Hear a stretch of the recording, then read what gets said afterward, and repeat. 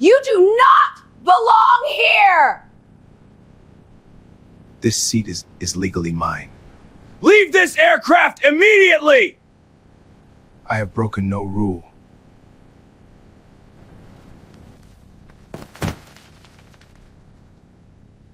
You cannot drag mine! I was wrong about you. Get your hands off me. I paid for this seat. The words cracked through the first-class cabin so sharply that every conversation stopped. A coffee cup rose halfway to a man's lips. Someone gasped. Then came the harsh plastic sound of a zip tie tightening around a wrist. Click, a phone camera lifted, then another.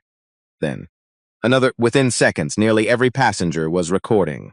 The man being restrained did not shout. He did not swing his fists. He did not curse. He simply looked at the security officer and said, almost quietly, "You are making a mistake." No one listened. Officer Ryan Cole pulled harder, forcing Marcus out of seat. His shoulders slammed, polish, moist. The cabin fell into a silence that somehow sounded louder than screaming. Marx was wearing faded blue jeans, an old charcoal hoodie, and sneakers that had clearly lived. Nothing about him looked expensive, nothing except his boarding pass. It had cost $12,500. To most people watching, though, that detail didn't matter. What they saw was a black man in casual clothes refusing to move. What they assumed was even worse. Near the galleys, Senior Purser Claire Whitmore folded her arms across her Navy uniform.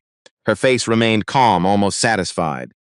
After nearly 3 decades flying international routes, she believed she could read people within seconds. She believed this man never belonged in first class. She believed she was protecting the airline. She was wrong, catastrophically wrong, because the man being dragged across the carpet wasn't an unruly passenger. He wasn't trying to steal a premium seat. He wasn't looking for attention. Marcus Ellington had spent the previous 4 days inside a secure government facility at Tennessee outside Washington, working through nights that blurred into mornings. Less than 3 hours earlier, he had signed the largest defense technology agreement in American history, a contract worth $48 billion. The classified documents approving that agreement rested inside the black leather briefcase, now bouncing violently against the side of his seat. No one around him knew, not the businessmen filming from row 5, not the retired whispering that he should have just cooperated, not the retired couple whispering that they missed the man. Another hard pull. Marcus lost his balance. His body hit the carpet. The briefcase slipped from the storage compartment above his shoulder. It crashed open. Paper exploded across the aisle. White sheets fluttered through the cabin like frightened birds before settling onto the cream-colored carpet. Several passengers instinctively leaned forward. One document landed face up. Across the top in bold black letters, everyone could read the heading: Department of Defense, Project Sentinel, Implementation Schedule. Officer Cole never looked down. He tightened his grip instead. Move. Marcus slowly lifted his eyes toward him. "I have not resisted you once." His voice stayed calm. "I have not threatened anyone. You are still making a mistake." Officer Cole answered by pulling harder. A woman near the window began crying quietly. Across the aisle, another passenger whispered, "This isn't right." No one stepped between them. Fear has a strange way of making decent people become spectators. The aircraft door remained closed. The engines had not even started, yet something far bigger than one delayed flight had already begun. Near the front of the cabin, Claire Whitmore watched without blinking.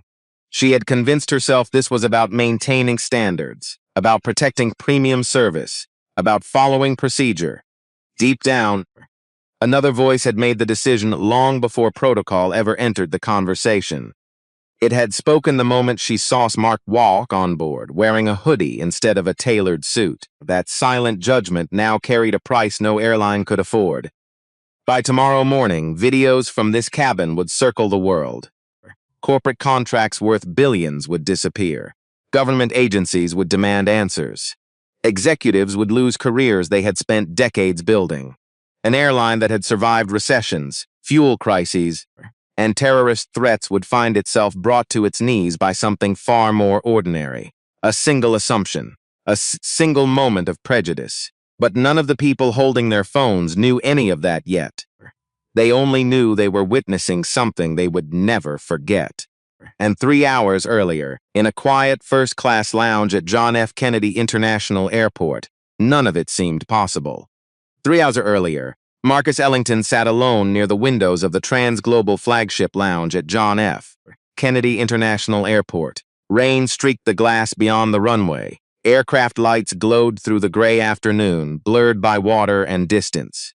Inside, crystal glasses touched marble counters. Low voices drifted between leather chairs. The room smelled of coffee, polished wood, and expensive cologne.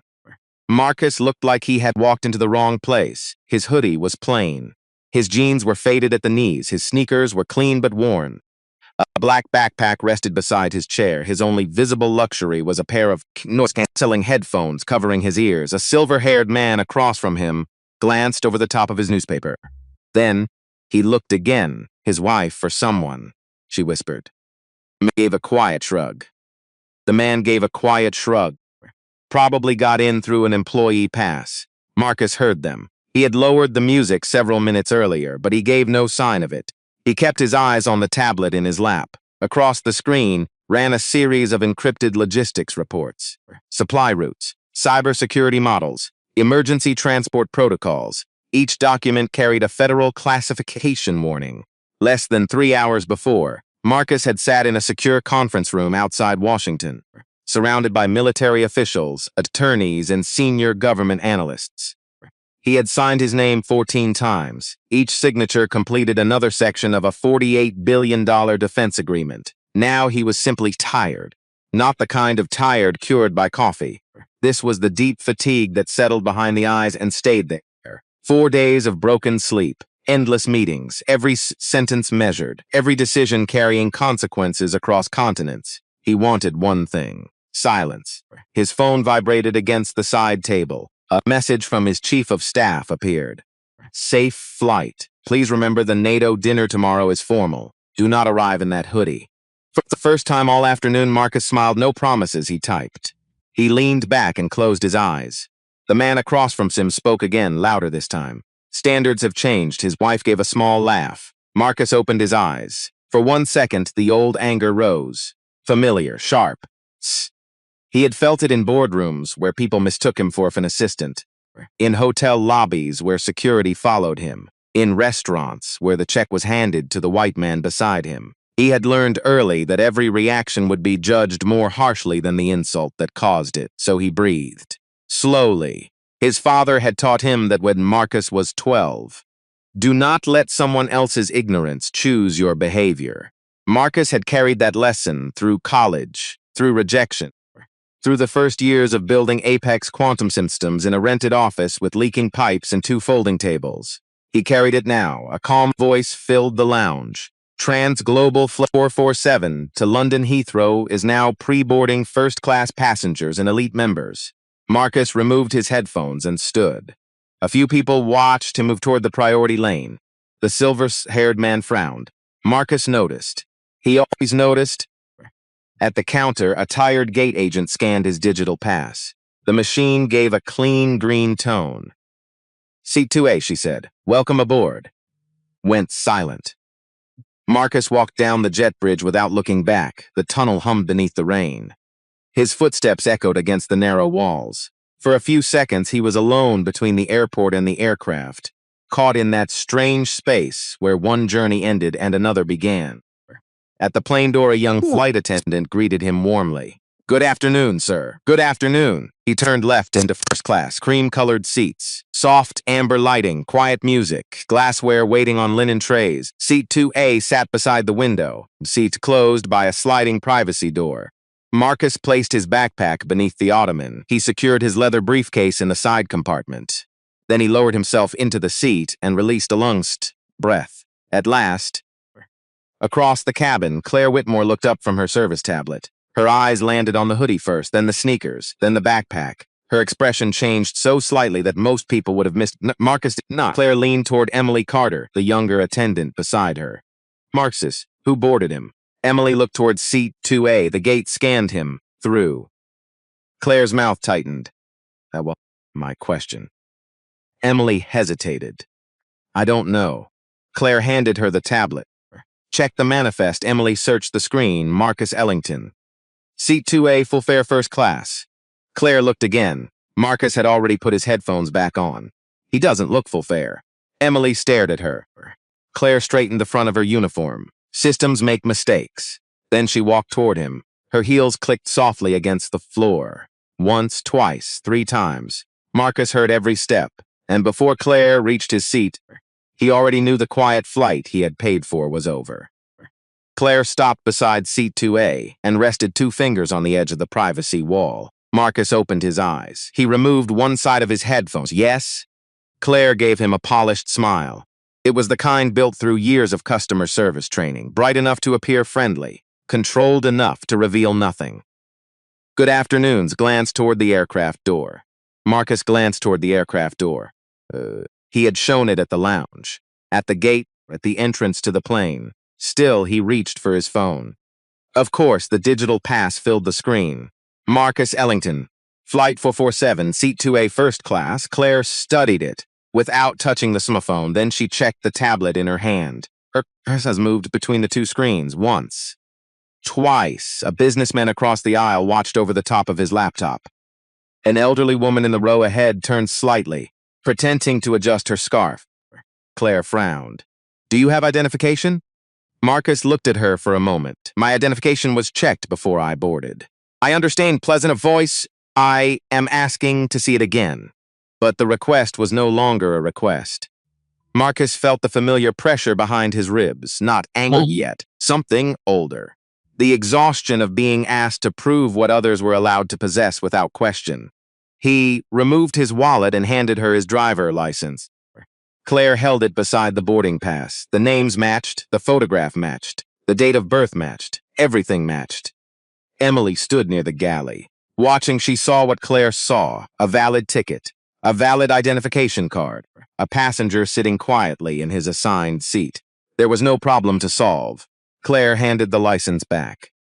Thank you. We have had issues with duplicate seat assignments recently. Marcus slipped the card into his wallet. Is there another passenger assigned to this seat? Claire paused. Not at the moment. Then there is no duplicate assignment. The businessman across the aisle lowered his eyes to his computer. Claire's smile tightened. We are simply being careful. Marcus held her gaze. Careful with everyone? For the first time, the smile disappeared, only for a second, then it returned. I will bring you a pre-departure beverage, champagne or orange juice. Still? Or sparkling? Still. Claire turned away. Her shoulders remained straight, but anger warmed the back of her neck. She did not think of herself as unfair. That word belonged to people who shouted slurs or refused service openly. Claire did neither. She followed procedures. She trusted experience. And after nearly 3 decades in the air, she believed experience had taught her who belonged in premium cabins. A man in a business suit with a leather portfolio belonged. A retired couple with matching luggage belonged. A woman wearing diamonds before sunset belonged. A black man in a worn hoodie made her look twice. To Claire, that was not prejudice. It was instinct. That was the danger. Bias rarely introduced itself honestly. It preferred respectable words. Standard, safety, experience, procedure. At the galley, Emily poured water into a glass. Claire took it from her. Keep an eye on 2A. Emily stopped. Why? Claire glanced down the aisle. Marcus had replaced his headphones and returned to his tablet. Because something is off. His documents checked out. I know what the documents say. Emily lowered her voice. Then what exactly are we watching for? Claire looked at her sharply. Attitude, behavior, anything unusual. Emily's fingers tightened around the edge of the counter. He has been sitting there quietly, for now. Claire carried the water back to Marcus. She placed it on the sauce-fee table without an napkin. The other first-class passengers had crystal glasses set on white linen coasters. Marcus noticed. He said nothing. Your water. Thank you. Claire. Claire did not leave. Her eyes moved to the black briefcase secured inside the side compartment. What is in the case? Marcus slowly turned toward her.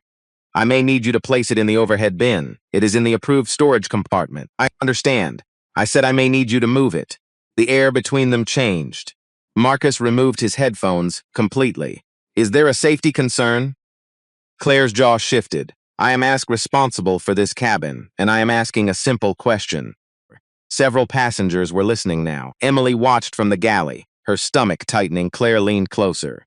You seem very defensive, Mr. Ellisonston. Marcus took one slow breath. No, I am tired. There is a difference. For a moment, neither of them moved. Then a loud voice rose from the back of first class. A man in seat 5B struck the entertainment display with one finger. I paid too much money for this. Claire looked toward the sound.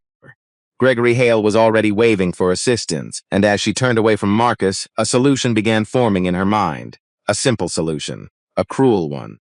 Gregory Hale jabbed the dark entertainment screen again. Nothing happened. The display flickered once, showed the airline logo, then went black. This is unbelievable, he said. His voice carried through the cabin with the confidence of a man accustomed to being heard. Claire reached him in seconds. Mr. Hale, I am so sorry. His tailored jacket pulled tight across his chest. I have already restarted it twice. I understand. No, I do not think it twice. I understand. No, I do not think you do. I have a presentation to review before London. Claire touched the screen and opened the control panel beneath it. We can try another reset. You can try giving me another seat. Several passengers turned. Gregory noticed. He liked having an audience. I have flown this route for 15 years, he continued. I'm a lifetime platinum member. I spend more with this airline in a month than most passengers spend in a year. His wife, seated beside him, looked down at her hands. She had heard this speech before. Claire glanced around the cabin. Every first-class seat was occupied. Mr. Hale, the cabin is full, then move someone. The words came without hesitation. Claire straightened. Sir, we cannot simply remove a passenger from a confirmed seat. Gregory's face reddened. I am not asking you to remove anyone from the flight. Put someone somewhere, not else. You know which passengers are flexible. Claire followed his gaze. Seat 2A. Seat. Marcus sat beneath the soft reading light, reviewing a document on his tablet. His headphones rested around his neck. He had heard every word. He did not look up. Gregory leaned closer to Claire. I know people in corporate customer relations. Claire's expression changed, just slightly. I have the vice president's direct number. He said, if this is how Transglobal treats its most loyal customers, someone will hear about it before we leave the gate. Claire felt the familiar pressure of a complaint forming around her career. A formal report, a meeting with management, questions about why she had failed to satisfy a high-value passenger. She looked again at Marcus. No expensive suit, no visible status tag, no wife beside him wearing diamonds. No reason in her mind to believe he could cause the same trouble Gregory could. That was how unfair decisions often began. Not with open hatred, with convenience, with fear. With the quiet belief that one person's dignity would cost less than another person's anger. Claire walked toward seat 2A. Emily saw her coming. The problem. By moving him, Claire, you doing? Solving the problem. Lower your voice. He has a confirmed seat, and Mr. Hale has a service failure. That is not his fault. Claire's eyes hardened. You are new, Emily. You do not understand how these situations work. Emily looked toward Mark. He had finally raised his eyes. For one brief moment they met. Emily saw no aggression, only recognition. He knew exactly what Claire intended to do. Claire stepped around her. Watch and learn. She stopped beside Marcus, Mr. Ellington. Marcus placed his tablet on the side table. Yes, we have an equipment issue affecting another passenger, I heard. Claire folded her hands in front of her. We need to make a temporary seating adjustment. Marcus waited. There is a window seat available in premium economy, she continued. It has additional legroom. We can also provide a travel voucher and complimentary beverage. Marcus stared at her. The cabin noise seemed to pull away. You want me to move to premium economy so Mr. Hale can have my seat? Claire's smile returned. This is the best solution for everyone. No, the word was quiet. Gregory turned in seats. Claire blinked. I am sorry? I said no. Her smile thinned. Mr. Ellington. We are trying to accommodate a valued customer. I paid $12,500 for this seat. I selected it weeks ago. My boarding pass is valid. I am not moving because another passenger is unhappy with his television. Gregory called from Bahanavision. It is not just a television. Quackers looked past right. Gregory's expression shifted. It is also not my problem. A few passengers looked down to hide their reactions. Claire's face warmed. Sir, your cooperation would help us avoid a delay. Marcus Helchard's no. My surrender would help you avoid confronting the man actually causing the delay. The words landed cleanly. Emily lowered her eyes. Claire stepped closer. I need you to understand that crew instructions are not optional. Marcus's voice stayed calm. Legitimate safety instructions are not optional. Taking my paid seat to reward another passenger's tantrum is not a safety instruction. Claire's jaw tightened. Gregory watched with growing hesitation. Emily watched with growing fear. And around them, passengers began reaching for their phones. Claire lowered her voice. Do not make this difficult. Marcus looked at her for a long moment. Then he said, I am not the one making it difficult. That was as the mutant Stabsnaltbonakenstin scream became about power, about who was expected to give way, and about what happened when the person chosen as the easiest target refused to disappear. The first phone appeared in seat 3C. Daniel Ortiz did not raise it yet. He simply opened the camera and placed the phone as against his armrest angled toward Marcus and Claire. His thumb hovered over the record button. 22 years earlier, Daniel had been the man everyone watched and no one defended. Different airline, different city. Same look in the employee's eyes. He had been told his business class ticket was probably stolen. He had been questioned in a back office while strangers walked past him without a second glance. When the airline finally admitted the mistake, no one apologized. Daniel had promised himself that if he ever saw it happen to someone else, he would speak. Now his throat felt tight. Promises were easy in memory. Courage was harder in real time. In seat 1A, Margaret Collins lowered her reading glasses. At 69, she had spent more than 3 decades in federal courtrooms. She knew what power sounded like when it tried to disguise itself as procedure. She reached for her phone. The voice recorder was already running. Claire stood over Marcus with her hands clasped at her waist. Mr. Ellington, I am giving you one final opportunity to cooperate. Marcus did not move. Cooperate with what? With a seat I purchased. I am asking you to help us resolve an operational issue. Marcus glanced toward Gregory. The operational issue is sitting in seat 5B. Gregory's face darkened. Marcus turned back to Claire. I have not insulted anyone. I have not raised my voice. I have not broken a rule. Restic spoke before Claire could answer him. Her voice was calm.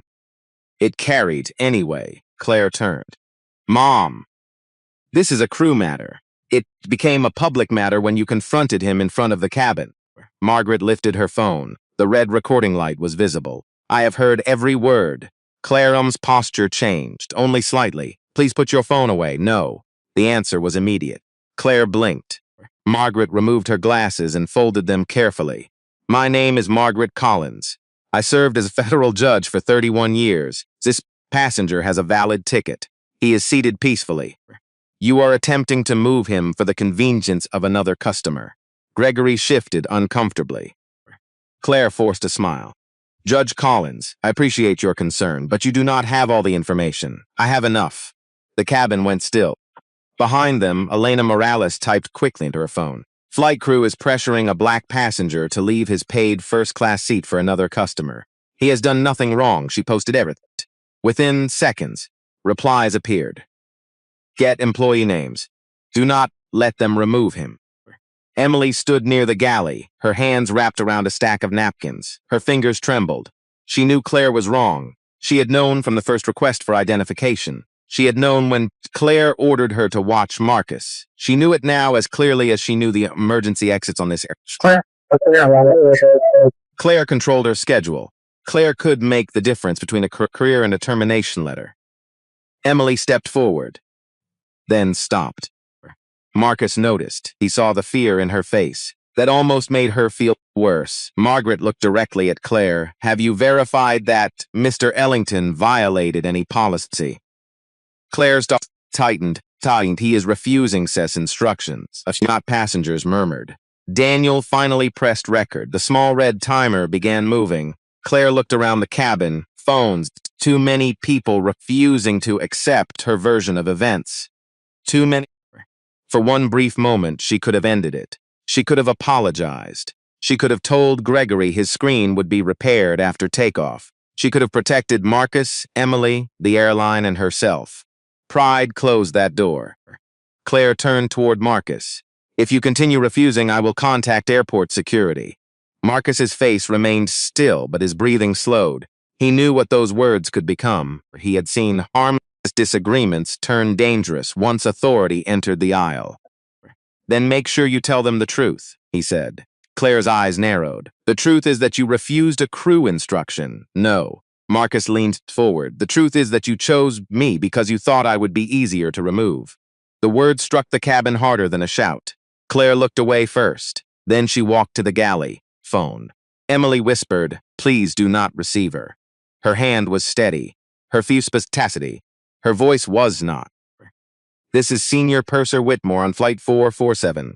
I need airport security at the aircraft." Daniel lifted his phone higher. Margaret kept recording. Elena's post began spreading. And Marcus sat alone in seat 2A, surrounded by witnesses who were finally deciding what kind of people they wanted to be. The aircraft door opened with a hard mechanical click. Heavy footsteps entered the cabin. Ryan Cole came first. He was 30 years old, broad-shouldered, clean-cut, and carrying the tense confidence of someone who expected obedience before he spoke. His hand rested near the restraints on his belt. Miguel Alvarez followed several steps behind. At 51, Miguel moved more slowly. Not from weakness, from experience. He had learned that the fastest person into a confrontation was often the last person to understand it. Claire met them near the galley. "Thank you for coming," she said. "The passenger in 2A is refusing crew instructions and becoming increasingly confrontational." Miguel looked past her. Marcus sat with both hands visible on the armrests. His tablet was closed. His voice had never risen. Around him, at least 6 passengers were holding phones. Nothing about the scene matched Claire's words. Ryan did not notice the difference. "Which passenger?" Claire pointed. "Him." Marcus watched Ryan approach, boots against carpet, radio static, the quiet metallic movement of equipment on a belt. As each sound carried on a warning, Ryan stopped beside seat 2A. "Sir, I need you to stand up and come with us." Marcus looked up. "You are being removed from the aircraft. For what reason?" "You refused a direct instruction from the flight crew." Marcus kept his hand still. "The instruction was to surrender my paid seat so another passenger could have it." Ryan's expression hardened. "That is not for me to debate." "Miguel's, can we see his boarding pass?" Claire answered before Marcus could. "We already verified it." Miguel turned toward her. "It is valid?" Claire hesitated. "Yes, but that is not the issue." Miguel's eyes narrowed. "Then what is the issue?" Gregory shifted in seat 5B. No one looked at him. Claire folded her arms. "He refused to cooperate with a seating adjustment and challenged my authority in front of the cabin." Margaret Collins raised her phone. "That is not what I planned." Ryan glanced toward her. "Mom, stay out of this." Margaret's face did not change. "I am Margaret Collins, retired federal judge. I have recorded the entire interaction." Ryan exhaled sharply. "Then you can provide a statement later." "I will provide one now. This passenger did not threaten anyone. He did not interfere with safety procedures. He refused an unreasonable request to give up his confirmed seat." Ryan looked back at Marcus. "Stand up. I would like a voice supervisor present. You do not get to set the terms. I am asking for de-escalation." Miguel heard the word. It mattered. The man in the seat understood exactly what was happening. He was choosing his language carefully down. Ryan was doing the opposite. Daniel Ortiz stood. His knees felt weak, but he raised his phone and aimed it directly at the aisle. Ryan turned. "Sit down. Now." "I watched everything. He has been calm the entire time." "Sir." "Sit down now." Daniel swallowed. 22 years of silence pressed against his chest. He stayed standing. "No." The word trembled. It still carried. More phones rose. Elena Samalis began streaming live. A woman across the aisle whispered the flight number into her camera. An older man near the window removed his glasses and said, "This is wrong." Ryan looked around. The audience had changed. They were no longer passive. That should have made him cautious. Instead, it made him angry. "This is your final warning," he said to Marcus. "Stand up voluntarily, or I will remove you." Marcus held his gaze. "I am not violent. I am not resisting. I am sitting in the seat I purchased." Miguel placed a hand near Ryan's elbow. "Let us call the shift supervisor." Ryan pulled west. "We also have a valid passenger and multiple witnesses saying there is no threat." Claire stepped forward. "He has undermined my authority since boarding." Emily finally spoke. That is not true. Her voice was quiet. Claire turned so quickly that Emily flinched. What did you say? Emily's face had identification. He showed his ticket. He never raised his voice. The cabin seemed to contract. Claire stared at her. Emily's hands shook, but she continued. You told me to watch him before he did anything. For the first time, Claire had no answer. Thomas Reed looked up from the military briefing document on his lap. He had been listening without understanding the whole conflict. Now he studied Marcus's face. The calm eyes, the high cheekbones, the controlled posture. Recognition struck him slowly, then all at once. Thomas stood so fast that his folder slipped to the floor. Wait. Ryan turned toward him. Thomas stepped into the aisle. His face had lost its color. You need to stop right now, sir. Sit down. Thomas ignored him. His eyes remained fixed on Marcus. That is Marcus Ellington. The name moved through the cabin without meaning to most people. But Claire saw something in Thomas's expression. Fear. Not fear of Marcus. Fear of what they were about to do. Ryan frowned. Who? Thomas took one slow breath. The founder of Apex Quantum Systems. Ryan's hand froze beside his restraints. Thomas's voice dropped. The man who signed the Project Sentinel contract with the Department of Defense this morning. Silence swallowed the cabin. And for the first time since Claire had approached Seat 2A, everyone stopped seeing the hoodie. Claire's face drained of color. Ryan looked from Thomas Reed to Marcus, then back again. For the first time, not enough to make him step away, just enough to make the cabin notice. Thomas moved one step closer. I attended the Pentagon briefing last month, he said. Mr. Ellington's company built the logistics system our forces now depend on. Project Sentinel is not a rumor, it is active, and he is the lead civilian authority behind it. Gregory Hale slowly lowered his eyes. The broken screen in front of him no longer seemed important. Claire swallowed. I did not know who he was. Margaret Collins answered without looking away from her phone. That is not a defense. Claire's voice tightened. I mean, if I had known he was involved with the government, I would have handled this differently. Marcus looked at her. There was no triumph in his expression. That made the moment harder to watch. You should not have needed to know.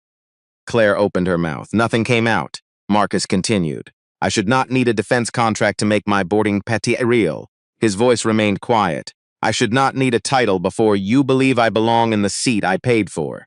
The cabin held still. Even the air systems seemed louder. Marcus looked toward Ryan. And I should not need an officer to recognize my name before he decides not to put his hands on me. Ryan's jaw tightened. I do not care who you are. Marcus nodded once. Good. Ryanson seemed caught off guard. Then treat me the way you would treat any passenger who has committed no crime. Miguel stepped between them slightly. That is exactly what we should do. He turned toward Claire. Did Mr. Ellington threaten you? Did Mr. Ellington threaten you? Claire hesitated. No. Did he interfere with a safety procedure? Claire's eyes moved toward Gregory. He refused an instruction. Miguel's voice hardened. An instruction to Sarayat's seat. Paid seat, so you did not alley. Breathing through tears she was not to show, Kishinatsi to expose, but seeing it had not made her feel brave. Something inside her had shifted. Fear was still there, so was shame. She finally told the truth. She had finally told the truth. Daniel kept filmic. His hands had stopped shaking. Dan's had stopped deacon. His hands had stopped shanking. He realized courage did not always arrive as confidence. Sometimes it arrived as a trembling voice that refused to disappear. Ryan looked around the cabin. Phonesnesses. A retired judge. A military officer. His own partner questioning the removal. Every reasonable pathway pointed backward, but Ryan felt the weight of the eyes on him. Back is down now felt like surrender. He reached toward his belt. Miguel saw it. Sit sense. It sits dancing. He is still refusing a lawful direction. No, Miguel said. He is refusing an unjust demand. Ryan's face reddened. You do not get to make that call. Neither do you without probable cause. The words cut through the aisle. Claire stepped. Thomas Reed moved closer to Marcus's seat. Officer, this is over. Sit down. Thomas did not move. I spent 30 years in uniform. So the difference between command and ego. Ryan's hand closed around a bundle of plastic restraints. The sound was small. It changed everything. Marcus saw the movement. His breathing slowed. He placed both palms flat on the armrests where every camera could see him. Officer Cole, he said. Reading the name on Ryan's badge, I am asking you to stop. Ryan stepped forward. You have been given enough chances. No, Marcus said. You have. The cabin seemed to draw one breath. Marcus looked directly at him. I am not threatening you. I am not resisting you. I am giving you a final opportunity to choose restraint. Ryan's pride heard only challenge. His training should have told him to pause. A judge had told him. A military officer had told him. The witnesses had told him. Still, he moved. His hand landed on Marcus's shoulder. Hard. Emily gasped. Daniel raised his phone higher. Margaret spoke clearly into her recording. The officer has now initiated physical contact. Marcus did not pull away. He did not raise his hands. He did not give Ryan the reaction he seemed to expect. He simply looked up at him and said, "Remove your hand," and tightened his grip. Miguel stepped forward. Ryan, stop. Ryan pulled. Marcus stayed seated. The tension snapped through the cabin. Then Ryan reached for Marcus with both hands, and every phone captured the exact second when a preventable mistake became an irreversible one. Ryan pulled hard him. Instead, he made a choice that went against every instinct in his body. He went limp. His shoulders dropped, his hands stayed open, his weight boinked into the seat. For 1 second, Ryan lost his balance. Then anger flashed across his face. Stop resisting. The words shocked the cabin. Marcus was not resisting. Every phone showed it. His arms were down. His body was loose. His eyes were open and steady. Miguel stepped closer. He is not resisting. Ryan ignored him. He hooked one arm under Marcus's shoulder and pulled again. Marcus slid sideways. His hip struck the edge of the seat. A dull impact echoed through the cabin. Emily covered her mouth. Daniel kept recording. His hands trembled, but the camera stayed fixed. Margaret spoke into her phone with the calm precision of a courtroom record. The passenger is offering no physical resistance. Officer Cole is using force despite repeated warnings. Ryan reached for the plastic restraints. The package tore open. The sharp sound cut through the cabin. Marcus knew life-solving problems before they became disasters. He designed systems that predicted risks. He built safeguards at the failures most people would never see, but none that mattered now. Not here. Not hap. Not with an officer who had decided compliance meant submission. Ryan forced Marcus's arms behind his back. The plastic band closed around his wrists. Too tight. Marcus flinched. Those restraints are cutting into him, Miguel said. Ryan pulled once more. The plastic tightened. Marcus drew in a slow breath through his nose. Pain burned across his wrists. Still, he did not struggle. He knew what resistance would become on paper. Aggressive subject. Physical confrontation. Necessary force. Ryan give them those words. Marcus's knees hit the carpet first, then his shoulder, then the side of his face. The soft cream floor covering scraped against his cheek. A woman near the window cried out, "My God." Gregory Hale stared from seat 5B. His face had gone gray. For the first time, he understood that his complaint had not remained a complaint. It had become this. Marcus on the floor. Marcus bound. Marcus being dragged for a seat Gregory wanted because his screen did not work. His wife turned toward him. "You started this." Her voice was barely a whisper. Gregory looked away. Ryan pulled Marcus farther into the aisle. The leather briefcase shifted from the storage compartment. It struck the floor. The latches opened. Documents spilled out. Pages slid beneath seats and across the aisle. One landed near Thomas Reed's shoe. He looked down. The federal seal was visible at the top. Department of Defense, Project Sentinel, Restricted Implementation Schedule. Thomas bent quickly and picked it up. "Stop moving him." Ryan did not stop. "This material is classified." The cabin changed again. Passengers who had been afraid now looked horrified. This was no longer only a civil rights failure. It was also a security failure. Ryan had dragged a federal contractor across the floor and scattered protected government documents in front of dozens of people. Miguel stepped in front of him. "That is enough." Ryan tightened his grip on Marcus's arm. "Move." "No." Miguel planted his feet. Stunned, the two officers stared at each other.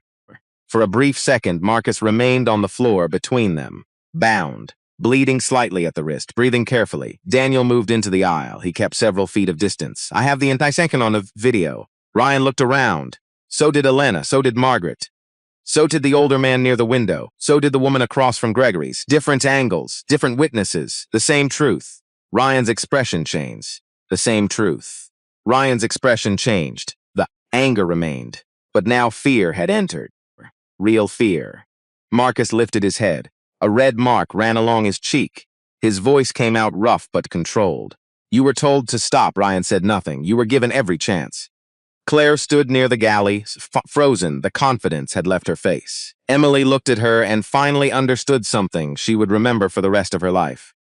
Authority did not make a person right, and silence did not keep an prejudice, and silence did not keep anyone safe. Sometimes silence only cleared the path for a harm. Marcus looked around the cabin, at the phones, at the witnesses, at the people who had spoken and the people who had waited too long. Then he looked directly at Ryan. This is no longer your version against mine. Outside the aircraft, sirens approached the gate. Inside, the recording lights kept glowing, and the evidence was already leaving the plane. The first video left the aircraft before Marcus did. Daniel Ortiz uploaded a short clip while Ryan still stood in the aisle. It showed Marcus seated, with both hands visible. It showed Claire demanding that he move. It showed Ryan grabbing him after multiple witnesses asked him to stop. Daniel typed one sentence above the video. A black passenger with a valid first-class ticket was his seat after refusing to surrender it to another customer. Then he pressed post. The clip began moving immediately. 10 shares, 50, 300. Elena Morales posted her live stream from another angle. Margaret Collins sent her full audio recording to a former law clerk now working in the Civil Rights Division of the Justice Department. Inside the cabin, Miguel cut the plastic restraints from Marcus's wrists. The bands left deep red lines in his skin. So I am sorry, said quietly. Marcus looked at him. You knew this was wrong. Miguel's face tightened. Yes, and you still let it happen. The words were not loud. They did not need to be. Miguel lowered his eyes. He had spent years believing that being the reasonable man beside the reckless one made him different. Now he understood that private disagreement meant very little when public harm was already happening. A Port Authority supervisor arrived moments later. She was a woman in her late 40s named Denise Parker. Her expression changed as soon as she saw the cameras, the scattered documents, and the marks on Marcus Loss's wrists. What happened? Ryan answered first. The subject refused lawful crew instructions and resisted removal. No, Margaret said. Her voice cut through the cabin. He did not. Daniel raised his phone. So did I, Elena added. One by one, other passengers spoke. He never threatened anyone. He never raised his voice. The officer kept saying stop resisting while the man was completely limp. Denise looked at Ryan, then at Miguel. Miguel took a slow breath. The passengers are telling the truth. What are you doing? My job. It was the answers Miguel should have given earlier. Denise ordered Ryan away from Marcus. Then she called for medical personnel and instructed the gate staff to hold the aircraft. Claire stepped forward. We cannot delay this flight indefinitely. Denise looked at her. You should have thought about that before calling security on a passenger who had committed no offense. Claire's lips parted. No answer came. Marcus stood slowly. His shoulder ached. His cheek burned. His wrists pulsed with each heartbeat. Thomas Reed gathered the classified documents and returned them to the briefcase one page at a time. These need to be secured immediately, he said. Marcus nodded. Thank you. Outside the aircraft, the situation was already growing. Passengers waiting at nearby gates had seen Elena's stream. Reporters were calling airport communications. Trans-Global's social media accounts filled with demands for answers. By the time Marcus reached a private airport office, Daniel's had passed 100,000 views. 20 minutes later, it passed 1 million. The comments came faster than anyone could read them. Who is he? Why was the crew moving him? Why was force used? Did no one stop it? Then Thomas Reed's statement reached the public. The passenger was Marcus Ellington, founder of Apex Quantum Systems and lead contractor for Project Sentinel. The story changed scale. It was no longer only an airline dispute.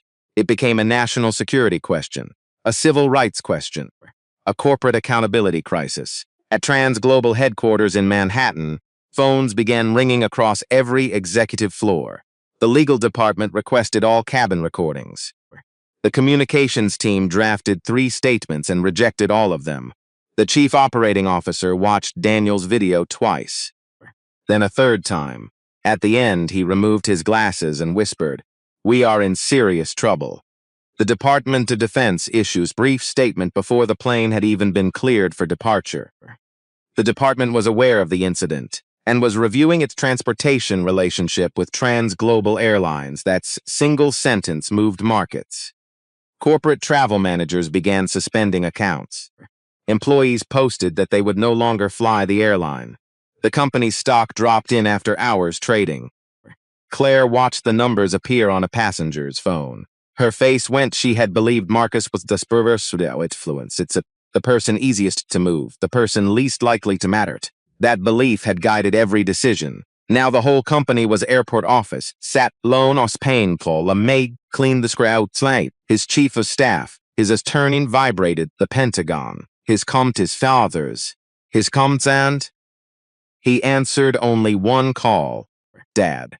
There was silence on the other end. Then his father asked, "Are you hurt?" Marcus looked down at his wrists. "Not badly, that is not what I asked." Marcus closed his eyes. For the first time since Claire approached his seat, his control slipped. His voice weakened. "Yes."